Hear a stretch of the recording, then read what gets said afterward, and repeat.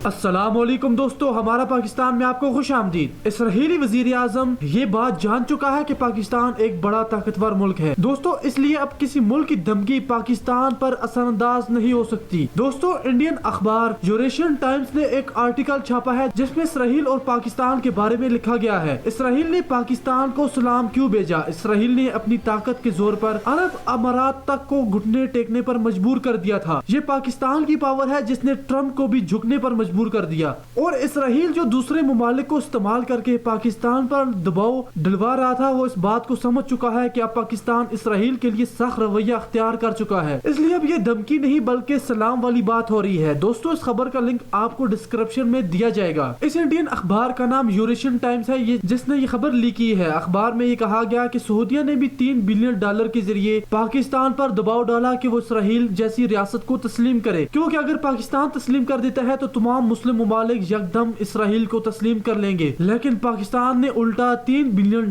سعودیہ کے منہ پر دے مارے۔ یوریشیا کے مطابق اسرائیل پاکستان کے سامنے گھٹنے ٹیکنے پر مجبور ہو چکا ہے، اور پاکستان کی ثابت قدمی اور پاکستان کے ثابت قدم رہنے سے ہی کافی مسلم ممالک جو پہلے اسرائیل کی دھمکی میں آ چکے تھے، وہ بھی پاکستان کی وجہ سے اسرائیل کے سامنے کھڑے ہوئے ہیں، اور پاکستان کے سامنے آج سعودیہ بھی جھکنے پر مجبور ہو چکا ہے۔ دوستو، اتنی اچھی خبر کو آپ ضرور شیئر کیجیے گا، ہم آپ کو خبر کا لنک ڈسکرپشن میں دے دیں گے۔ ویڈیو کو شیئر کیجیے، لائک کیجیے۔ اللہ حافظ۔